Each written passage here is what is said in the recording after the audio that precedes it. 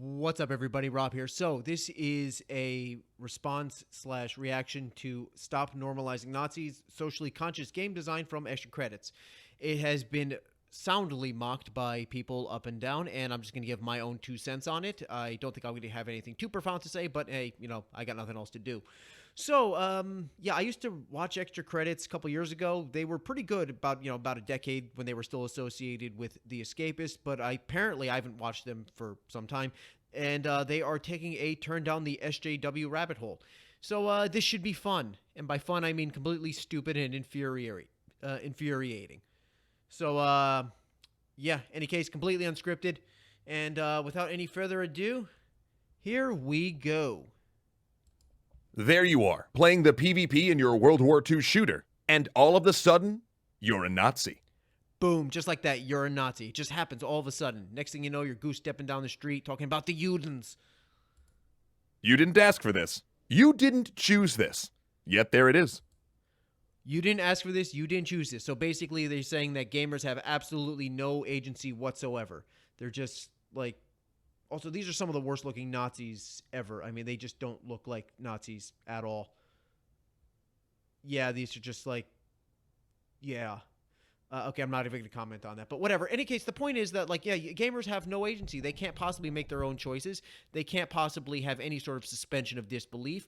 And, yeah, it's just like, they played a Nazi, next thing you know, they are one. Just like if you play any kind of shooter, it turns you into a mass murderer, because that's such a great argument that hasn't been debunked, like, by everyone ever. This is going to be a long video, I think. And it's treated no differently than playing a British soldier.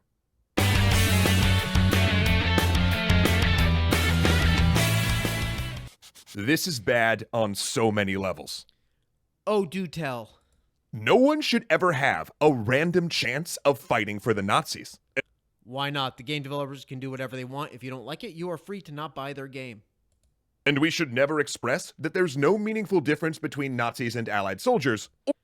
Nobody's ever said that there's no meaningful difference between Nazis and Allied soldiers. It's a game. There's a degree of suspension of disbelief that's involved in this. And it's fantasy. It's not real. You're basically controlling a bunch of light pixels on a screen to blow up other little tiny non-light pixels.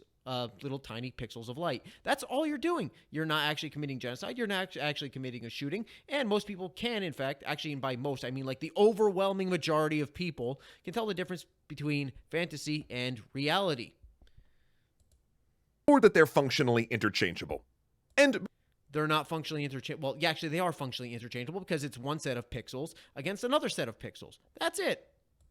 Before anyone equivocates and says not all German soldiers in World War II were Nazis. They weren't.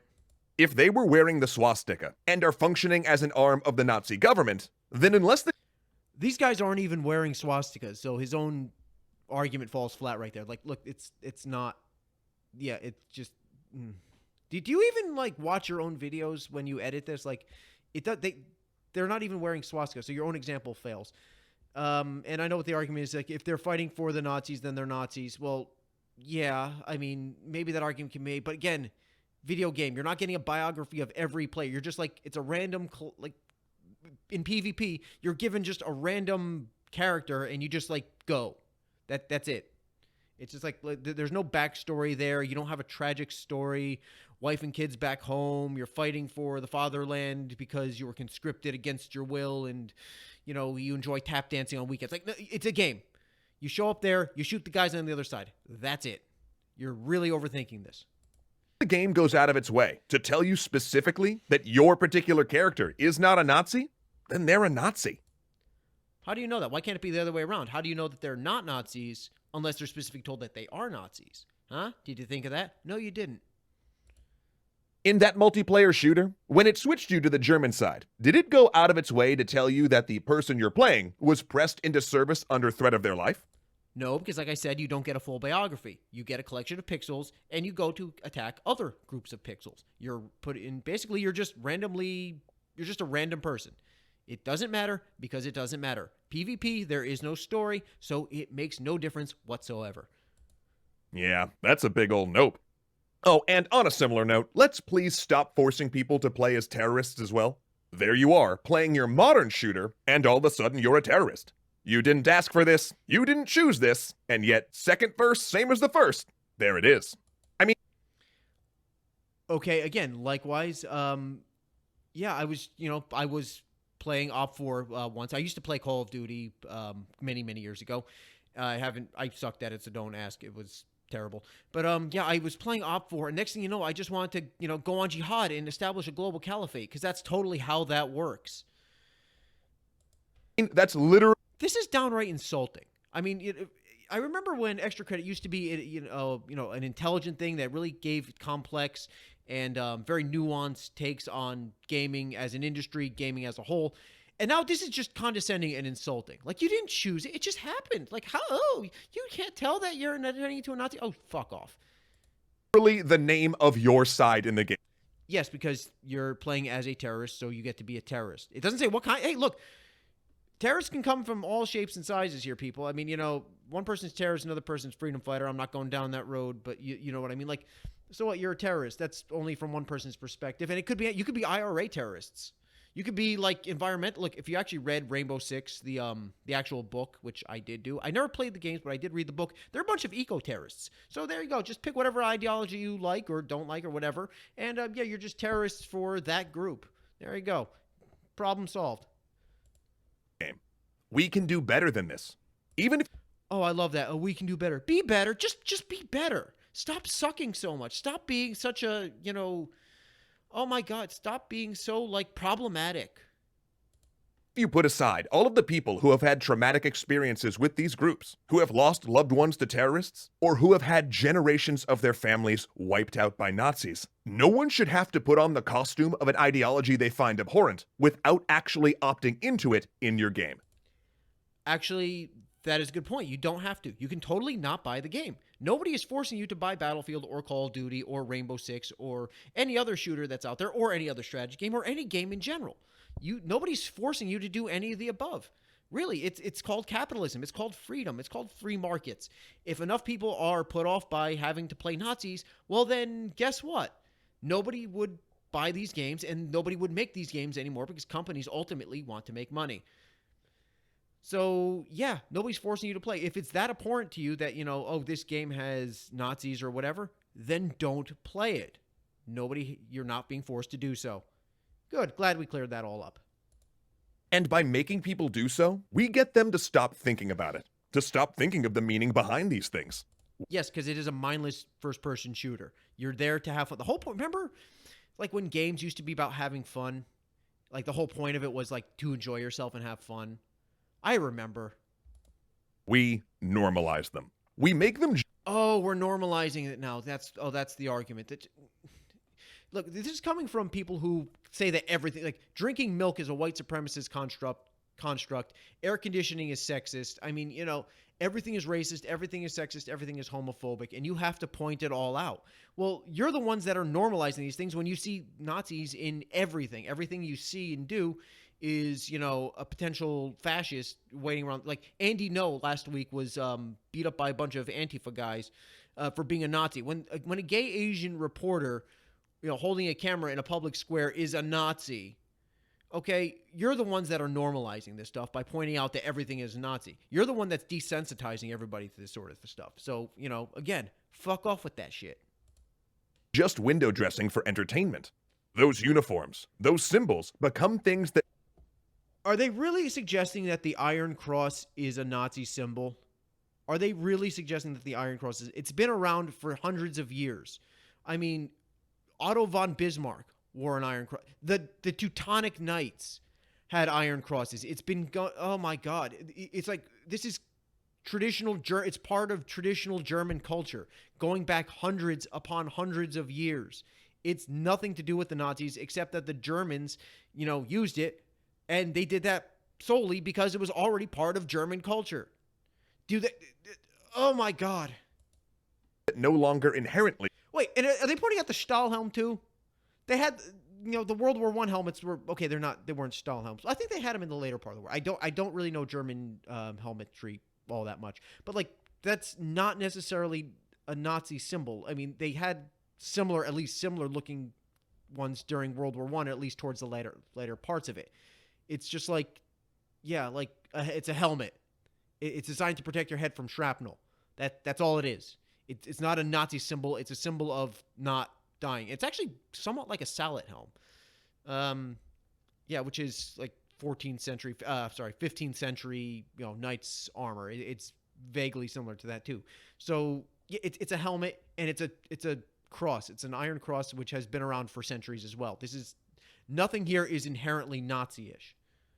They revolt us. They reduce our visceral reaction to seeing the embodiment of these ideologies. Now, does this make us totally ignore the history that comes with them? No. Exactly. No, it doesn't make us ignore the history that comes with it because it's a game. There's suspension of disbelief. It's like watching a movie.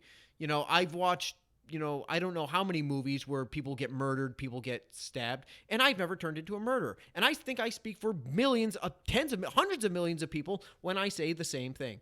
But for some people, it moves them from the territory of revolting to just edgy. It makes scrawling a swastika on something change from unthinkable to just dangerous. Okay, yeah, again, it's a bunch of edgy teeny. A lot of these things like milk is a white supremacist construct and the OK sign is a construct of white supremacy. That was a bunch of 4chan pranksters, and you're falling for a hook, line, and sinker. Okay, basically, you're admitting here that you're being trolled by a bunch of edgelords, a bunch of 12-year-olds who want to be edgy, and you think that actually means something. It means you might not take iron crosses all over a website. There you go. Iron crosses. They are literally conflating iron crosses with Nazism. Fuck off. As a warning sign that you should immediately leave, and if you don't leave, you might start reading and buying into hateful ideas there.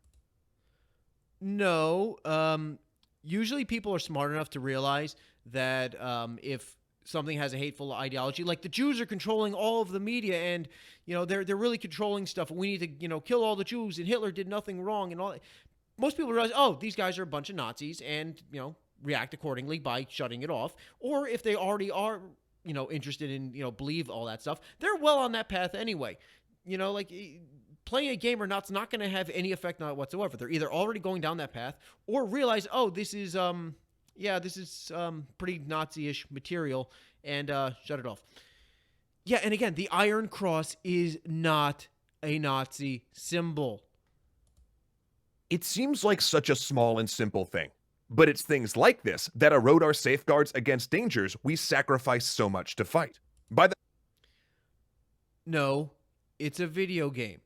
People understand that it's fantasy, it's not real, and they can play as Nazis and be equally appalled by Nazi ideology. By the time you've played 100 hours of being a Nazi, their voice stabs become memes and in-jokes with your friends. By the 1000th time you've respawned as a terrorist, you're either celebrating them or making fun of them. Basically, what he's going with here is the slippery slope argument, which is a logical fallacy, except when it's actually true.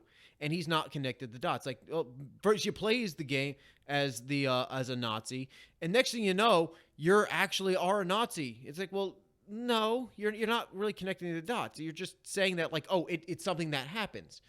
I mean, prove it to me.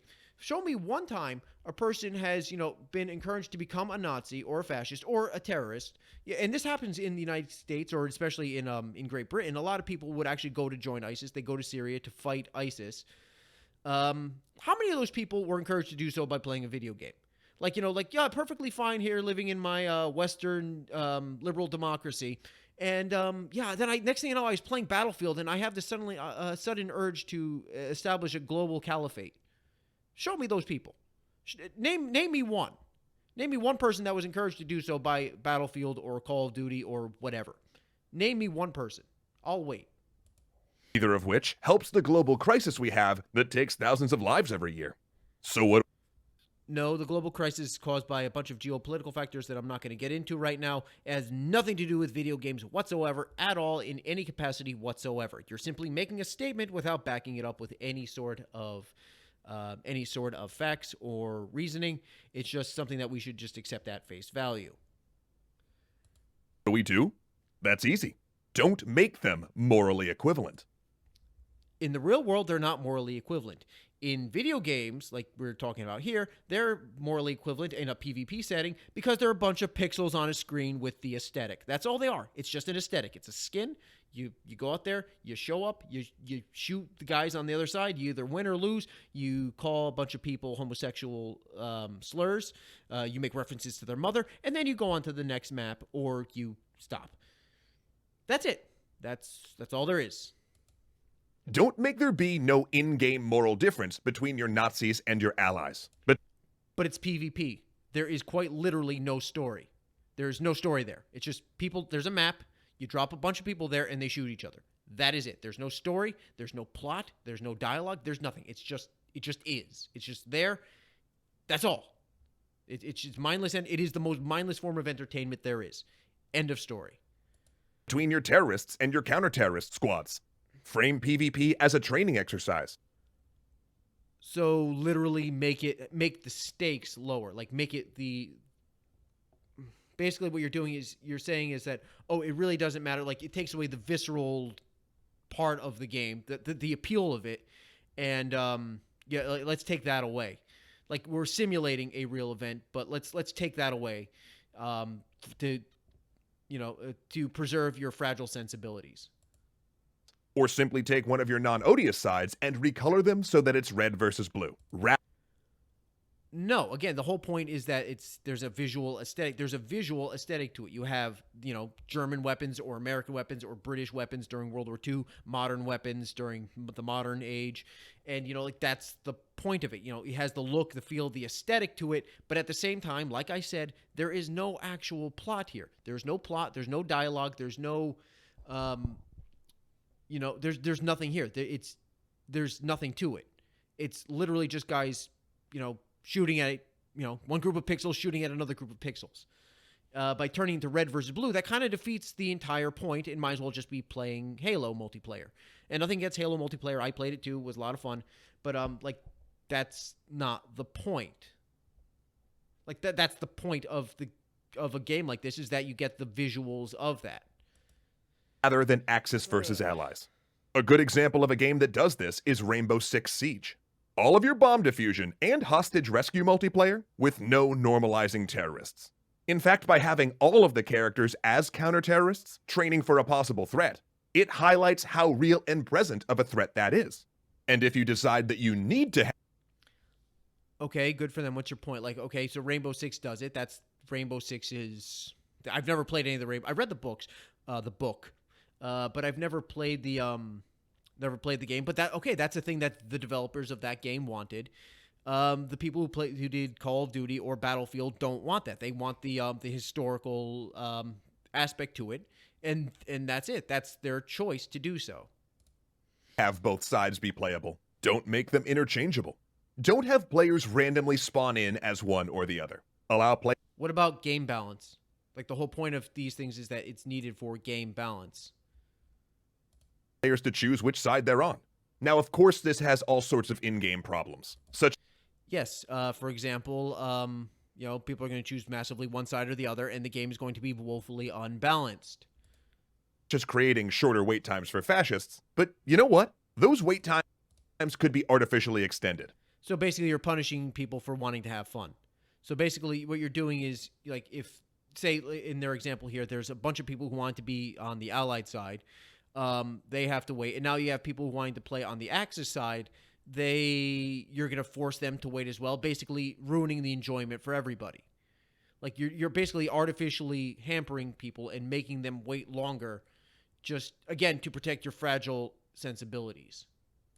If it meant players had an active choice in what teams they would represent, if you're saying we need people playing Nazis in our games. And if you're going to say, but we need it for historical reasons, then your game better actually be historical. You can't really just hide behind the fact you called your desert map El Alamein and say, but it's historical. Yes, you can. You can do whatever you want. Just if a company wants to do that, then they can do that. If you are offended by it that much, then don't play the game. It's not the place of the entire world to sit around and accommodate your idiosyncrasies. Get over it. You're not as important as you like to think you are. If that were the case, you need your PvP to at least represent real historical events and be a realistic take on those battles.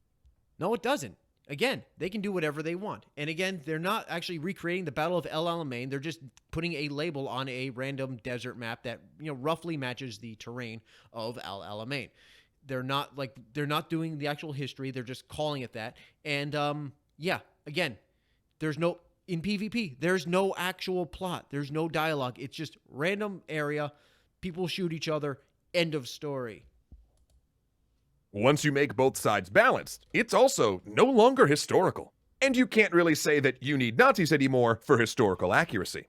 Oh, and once you let players get cool weapons that weren't actually at that particular battleground, it's also no longer historically accurate. And you can't declare that your game will suffer if you don't put players in the jackboots of the Third Reich. Okay, the whole point of this is that it has the visual aesthetics of World War II.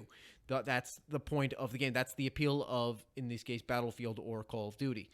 That's what makes the games popular. If the games stopped doing this, then it wouldn't be those games anymore. Once your map is something carefully designed to have good gameplay by a team in a room in San Francisco or LA, and it's not a faithful reconstruction of the actual places the historical events occurred in, you can no longer say we need to have players take up arms in service of terror or hate. So you're saying is that everybody needs to accommodate your completely arbitrary standards. Good to know. That's narcissism right there. Good to know that you're that much of a narcissist that you think that everybody just needs to accommodate whatever it is you want and you think is appropriate and how it should be done. Not, what is appealing to the fans or the players or maybe the artistic vision of the developers. No, we're gonna go out of our way to accommodate your sensibilities. And look, we're not saying we can't have games about World War II or about terrorism. I am detecting a giant butt here. We're not even saying we shouldn't make games where you play as a Nazi or a terrorist. But what we are Called it. saying is that the fact that you're playing as a Nazi or a terrorist in a game has to mean something. No, it doesn't. It has to mean that you're a group of pixels that look vaguely like, it depends on how realistic you are, but, you're a bunch of pixels that look like German soldiers in World War II fighting against guys that look like British soldiers or Soviet soldiers or American soldiers, again, during World War II. And it can't just be a skin. It can't be something that a game randomly drops you into. Yes, it can. Again, if you're that offended by it, don't play the game. And really, if we are saying anything in this episode, it's this. Games can do better. And in this Again, be better. Just be better, people. Live up to my arbitrary standards. What's wrong with you people? Why can't you just be exactly the way I think you should be? Just, why are you hurting my fragile sensibilities? this particular case, it's not even that hard to do better. And it's no more costly to do better. Actually, it is, because if it's going to suck, because, get woke, go broke, it is a thing. Yeah, it's going to cost money because people aren't going to buy our games anymore because nobody wants to play red team versus blue team. They want to play Germans versus British or Soviets and Americans and or whatever the teams are. Okay, they want to play that. The whole point of a World War II shooter is that it looks like World War II. If it doesn't look like World War II, then there's no point to it. It's going to cost them money. So yes, it won't cost you money. Yes, it will. It most certainly will. You not even free market.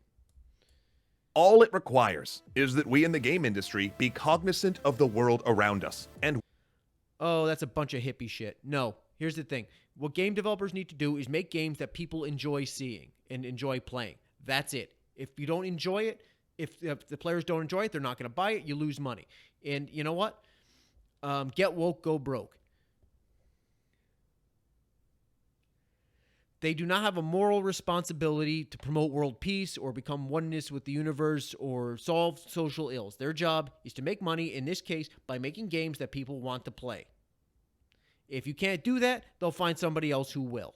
These games are massively popular, which means they're doing something right. And I'm not seeing a whole load of Nazis out there. So obviously it's not an issue. This is a way overblown problem. You're the guys that are seeing Nazis in everything. That doesn't mean they're actually there. what these symbols we're drawing on mean. That we think as we're building, not just about the game we're working on, but about the world as a whole. Oh, fuck right off with that bunch of hippie bullshit. Okay, look, games are there to entertain people. They're there to have fun. You're there to have fun with them. If the game isn't fun, then nobody's going to play it. Nobody wants to play your hippie game. People want to play World War II shooters that look like World War II games, okay? That has a World War II aesthetic to it. Look, it's late when I'm recording this, but whatever. The point is, they're here. Games are here to entertain us, not promote world peace or accommodate your fragile Victorian fainting couch sensibilities. So, yeah, screw you. If we can do that, we can take a big step forward for the industry. We can stop helping to normalize Nazis.